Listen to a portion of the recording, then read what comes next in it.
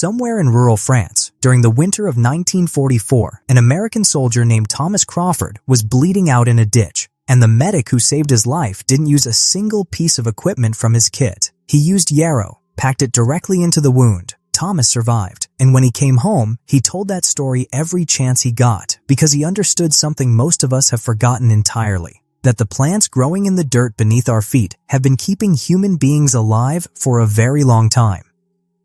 Before we go any further, I want to be clear.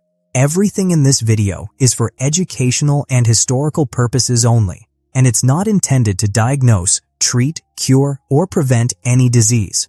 Always work with a qualified healthcare professional before making changes to your health routine.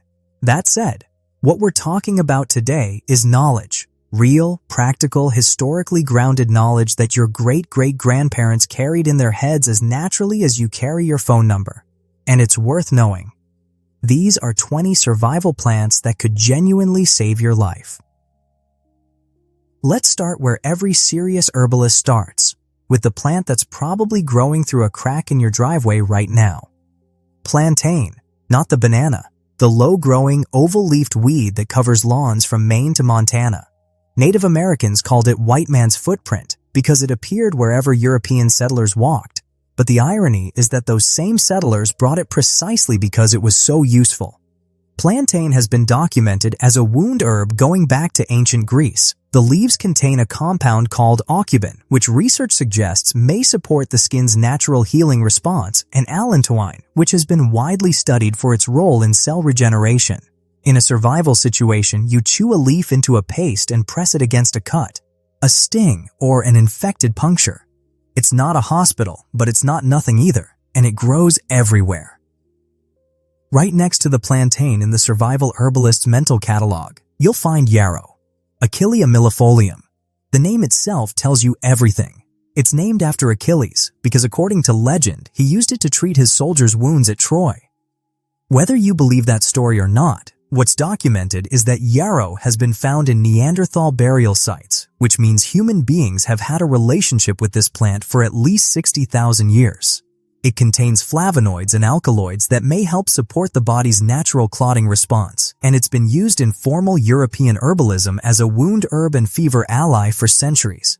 It grows in disturbed soil, roadsides, meadows. If you're in North America and you're outside, there's probably yarrow within walking distance. Learn to identify it by the feathery fern-like leaves and the flat clusters of tiny white or pink flowers. In a crisis, that identification could mean a lot. Third on this list is a plant that most people associate with cough drops and grandmothers, but elderberry earns its place on a survival list for completely different reasons. The Sambucus nigra tree, or shrub, depending on the variety, has been a cornerstone of European folk medicine since at least the time of Hippocrates, who reportedly called it his medicine chest. Every part of the elder plant has traditional uses, though it's the berries and flowers that have received the most modern scientific attention. Several studies have examined elderberry's effect on immune function, and the results have been interesting enough that mainstream researchers are paying attention. In a long-term survival situation, respiratory illness is one of the greatest threats. And having a productive elderberry shrub in your yard means having an immune ally you can harvest and preserve every single year. It grows fast, tolerates most climates, and once established, it practically takes care of itself. Now, dandelion. I know you've heard about dandelion. I know it sounds unremarkable, but bear with me for 30 seconds because most people have no idea what this plant actually is. Dandelion is not a weed. It's one of the most nutritionally complete wild plants in the Northern Hemisphere. The leaves contain more beta-carotene than carrots, more calcium than milk, gram for gram, iron, potassium, vitamins A, C, and K. Dandelion is essentially a multivitamin that grows without any effort on your part. In traditional Chinese medicine, it's been used for over 1,000 years to support liver function and digestion. The root has been used as a coffee substitute during wartime rationing. The flowers make wine, vinegar, and a surprisingly good honey substitute when cooked down with water and lemon. If you ever found yourself in a situation where the food supply disappeared tomorrow, dandelion alone could meaningfully support your nutritional needs, and it's in every yard that hasn't been chemically sprayed. Garlic is fifth, and before you skip past it thinking, you already know everything about garlic, consider this. During World War I, the British government issued garlic as an official wound treatment for soldiers when they ran out of conventional antiseptics. They called it Russian penicillin. The active compound, allicin, has been the subject of hundreds of peer-reviewed studies examining its potential antimicrobial properties. It's not magic, but the science is genuinely compelling. Raw garlic, crushed and allowed to sit for 10 minutes so the allicin develops, is a fundamentally different food than cooked garlic or garlic powder. For a survival garden, garlic is one of the easiest crops you can grow. It stores for months without refrigeration, and it does double duty as both food and medicine. Plant it in fall, harvest in summer, hang it to dry. That's it. Before we go further, if you're still watching, you already think differently than most people, and I want to make sure you don't miss number 14 because that one genuinely shocked me when I researched it. It's been used in combat medicine, in monastic pharmacies, and as a primary field treatment on multiple continents independently. We're getting there. Keep going. Now we're moving into territory that most people have walked right past their entire lives without realizing what they were looking at. Mullein, that tall, velvety-leafed plant you see growing on roadsides and in disturbed ground. The one that looks slightly prehistoric, like it belongs in a different era. It does, in a sense. Mullein has been used for respiratory support in European herbalism for at least 2,000 years. The leaves were smoked by Native American healers to support the lungs, which sounds counterintuitive, but the traditional use was specifically for conditions that created tightness and congestion. Modern herbalists commonly use mullein leaf tea for the same purpose. More practically, in a survival situation, the large, dry second-year stalk of mullein is one of the best materials on earth for hand drill fire starting. The leaves, dried, work as natural insulation in shoes or clothing. Mullein earns its place on this list for being a genuine multi-tool. Right behind mullein is a plant whose reputation was nearly destroyed by a pharmaceutical scare in the 1990s that was, as it turned out, largely based on flawed research. St. John's wort. The plant with the bright yellow flowers that bloom, almost without fail, around the summer solstice, which is how it got associated in medieval European tradition with the feast of St. John the Baptist. Monks grew it in monastery gardens specifically for mood support and wound care. The compound hyperitin has been studied extensively for its potential effect on neurotransmitter balance. And while we're careful about making strong claims, what's interesting is that multiple European countries have approved St. John's wort as a licensed treatment for mild to moderate mood challenges. In a long-duration survival situation, one involving real isolation, loss, and fear, mental resilience is not a luxury. It's a survival variable. Pine trees. You probably don't think of a pine tree as a survival plant, but in terms of actual caloric and nutritional contribution in a crisis, pine may be the most underrated plant on this entire list. The inner bark of pine trees, the soft, pale layer just beneath the rough outer bark, was eaten by numerous Native American tribes during winter food shortages. It can be dried and ground into a flour extender. The needles, steeped in hot water, make a tea that contains roughly 5 times more vitamin C than an orange by weight. A critical fact when you consider that scurvy was one of the major killers of explorers, soldiers, and settlers throughout history. Pine resin has been used as a wound sealant and adhesive for thousands of years. Pine is everywhere in the Northern Hemisphere. It doesn't need to be planted or cultivated, and it gives you food, medicine, warmth, and shelter material from a single source. Lamb's quarters. This one often goes by the name wild spinach, and that's exactly what it tastes like. A richer, earthier version of spinach that grows prolifically in gardens, fields, and disturbed soil. It's one of the most nutritionally dense wild plants that exists. It was a staple food in ancient Europe and among many Native American groups before the arrival of European settlers, who actually introduced it accidentally as a seed contaminant. Lamb's quarters requires nothing from you. It volunteers itself. If you have any kind of garden, you almost certainly already have it. You've just been pulling it out and throwing it away. The leaves are edible raw or cooked. The seeds can be dried and used like quinoa. It's in the same family as quinoa and spinach, and it performs like a superfood because, nutritionally, it is one. Cattail is the survival plant that might have the longest and most consistent relationship with human beings of any plant on this list. The evidence for cattail use as food goes back to at least 30,000 years ago. Every part is edible at some point during the growing season. The young shoots in spring taste like cucumber. The pollen in early summer can be collected by the handful and used as a high-protein flour substitute. The green flower heads are edible before they mature, and the root starch can be processed into a surprisingly workable flour. Beyond food, the fluffy seed material is one of the best natural tinders for fire starting and can be used as insulation. Cattail grows wherever there's standing water. In a survival situation, if you can find cattail, you have food, fire-starting material, and a landmark that almost always indicates drinkable water nearby. Wood sorrel closes out this middle section, and it's another one that people step over every day. It looks like a clover, 3 heart-shaped leaflets, often with yellow or white flowers, and it tastes like a lemon drop, tangy, bright, almost citrusy. Native people across North and South America used it as a trail snack and a thirst quencher on long journeys. It contains oxalic acid, which gives it that sour flavor, and in large quantities that warrants caution, but as a trail food eaten in reasonable amounts, wood sorrel is one of the most pleasant and easily identified wild edibles you'll encounter. It grows in shade, in lawns, at forest edges. If you're trying to introduce children to wild plant identification, wood sorrel is usually a hit because it actually tastes good. There's a reason the Haudenosaunee Confederacy, one of the most sophisticated civilizations on this continent, taught their children plant identification before they taught them to hunt. Because you can go 3 weeks without catching an animal. You can't go 3 days without finding food at all, and plant food is everywhere, all the time, in every season, if you know what you're looking at. This knowledge was considered foundational. It wasn't fringe. It was core curriculum for survival. We are the first generations in human history to have largely abandoned it, and that's worth sitting with for a moment. This next group of plants has what I'd call institutional credibility, meaning they've been used by formal healing traditions across multiple continents, often independently, for thousands of years. Echinacea is first here.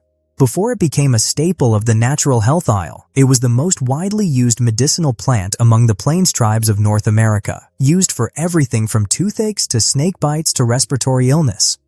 When European settlers began documenting native plant use in the 19th century, Echinacea appeared in the notes of almost every observer.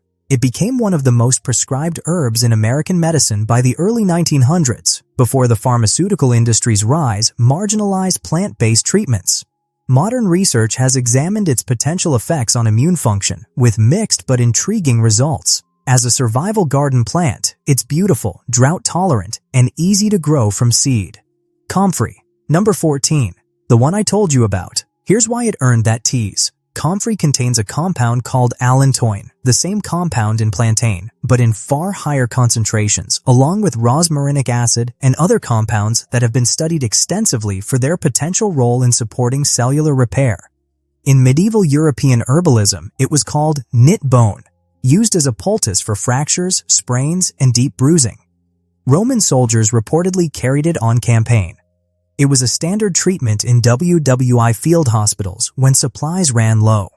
Studies on comfrey-based preparations have shown measurable effects on bruise resolution and muscle soreness in controlled trials. It grows aggressively, some would say too aggressively, and once you plant it, you have it forever. Important caveat: comfrey contains pyrrolizidine alkaloids that can be harmful to the liver if consumed internally in large amounts over time. External use as a poultice is the traditional application, and that's the one with the most scientific support.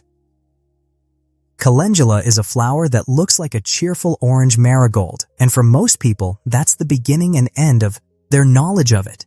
But calendula has been cultivated as a medicinal plant since at least the 12th century in Europe, and it was used as a wound and skin herb by Native American healers long before European contact. Confederate soldiers during the Civil War used calendula leaves directly on battlefield wounds when nothing else was available. It contains flavonoids and triterpenoids that have been studied for their potential role in supporting skin barrier function and reducing inflammatory responses. As a garden plant, it's incredibly easy to grow. It reseeds itself aggressively, and it blooms for months. The petals can be infused in oil as a base for salves, added to food for color, or used directly as a poultice. Calendula is one of those plants that rewards you just by being in your garden. Stinging nettle is the plant that more people need to respect than any other on this list. Yes, it stings. That's the point. The sting is actually a delivery mechanism for compounds including formic acid, histamine, and serotonin, which have been the subject of research for joint and pain support. But set aside the sting for a moment. Cooked or dried nettle loses its sting completely and becomes one of the most nutrient-dense leafy greens available anywhere. It contains iron, calcium, magnesium, and vitamins A, C, and K in concentrations that rival or exceed most cultivated vegetables. In parts of rural Europe, nettle soup was a spring staple eaten specifically because winter had depleted iron stores and nettle restored them fast. The plant also produces fiber that can be processed into a linen-like textile. Nettle cloth was common in Bronze Age Europe. In a survival context, stinging nettle provides food, potential medicine, and material. Gloves. Wear gloves. Rosehip deserves far more attention than it gets. Rosa canina, dog rose, produces small, bright red fruits after flowering that are among the most vitamin C-rich foods in the natural world. During World War II, when citrus supplies to Britain were cut off by German submarines, the British government organized a national rosehip collection program to prevent scurvy. Children were sent to harvest them from hedgerows. The syrup made from those hips kept a generation of British children from developing vitamin C deficiency. Rose hips grow wild across Europe and North America on fence rows, hedgerows, and forest edges. They're easy to identify. They dry well, and they can be made into syrup, tea, or jam. As a survival food, rosehip is essentially free vitamin C that grows wild, requires no cultivation, and stores for months when dried. Willow bark brings us almost full circle back to where Western medicine started. Salicylic acid, the compound from which aspirin was synthesized in the late 1800s, was first isolated from willow bark. But indigenous cultures across Europe, Asia, and North America were using willow bark as a pain and fever herb long before any chemist extracted its active compounds. The Sumerians documented it. Hippocrates wrote about it. It appears in the Ebers Papyrus from ancient Egypt. Every major traditional healing tradition on the planet, it seems, independently discovered willow bark. Chewing the inner bark or brewing it as a tea has been used for millennia to support management of pain, fever, and inflammation. In a survival situation where pharmaceutical pain relief isn't available, knowing your local willow species and how to prepare the bark is practical knowledge with thousands of years of validation behind it. Note, if you have an aspirin sensitivity, willow bark warrants the same caution. These last three are where it gets really interesting, because none of them look like medicine. Plantain psyllium, Plantago ovata, not to be confused with the broadleaf plantain we discussed earlier, is the source of the husks you'll find in every health food store on Earth. It's been used in Ayurvedic medicine for over 2,000 years as a digestive and intestinal herb. The fiber in psyllium husk is one of the most studied dietary fibers in existence, with research supporting its role in digestive regularity, healthy cholesterol levels, and blood sugar management after meals. In a survival diet that's likely to be irregular and high in foraged plant matter, having something that can support gut function is genuinely valuable. The plant grows wild in disturbed soil and can be cultivated easily. The husks are harvested from the mature seeds. This one is simultaneously ancient medicine, modern supplement, and practical survival tool.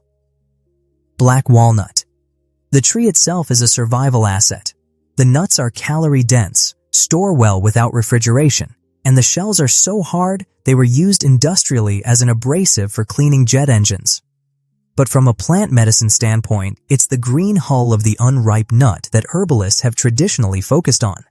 Black walnut hull contains juglone, a compound that has been studied extensively for its potential antimicrobial and antifungal properties. In traditional American folk medicine, black walnut hull tincture was used for intestinal parasites, fungal infections, and skin conditions. It's not a gentle herb, it's quite strong, and caution is warranted. But in a situation without pharmaceutical options, traditional antimicrobial plants become significantly more important. If you have a black walnut tree on your property, you have a resource that most people walk past without recognizing. And finally, Usnea. This one is genuinely obscure, and it might be the most powerful antimicrobial plant on this entire list. Usnea is a lichen, that gray-green thread-like stuff that hangs from trees and forests throughout the northern hemisphere. It's not technically a plant, it's a symbiotic organism, but it belongs on this list because it's been used in wound care and respiratory support across cultures for centuries.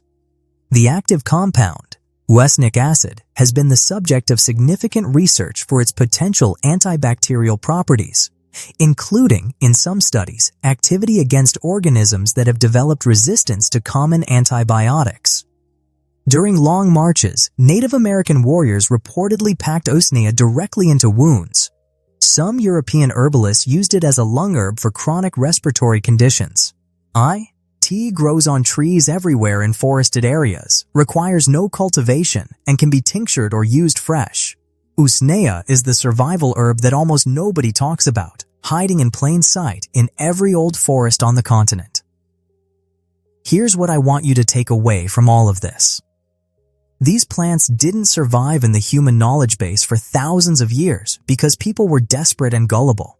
They survived because they worked well enough, consistently enough, across enough different cultures and climates and circumstances that generation after generation decided they were worth passing down. That's not a small thing. In a world before clinical trials and pharmacies, that kind of track record was earned the hard way. You don't have to wait for a crisis to engage with this knowledge. Growing even 5 or 6 of these plants in your yard or on your windowsill connects you to something real, a chain of practical human wisdom that stretches back longer than recorded history. Learn one plant well this month, just one. Grow it, use it, understand it, then learn the next one. That's how every herbalist who ever lived built their knowledge, one plant at a time, with direct, hands-on attention. The goal isn't to replace your doctor. The goal is to not be completely helpless if the systems you rely on ever stop working. The goal is to look at the world around you, at the weeds in your lawn and the trees in your neighborhood, and the wild edges of every field, and see it the way your ancestors saw it, not as scenery, as a pharmacy, a pantry, and a survival kit that's been stocked for you, free of charge, for your entire life. Take care of yourself, keep learning, and I'll see you in the next one.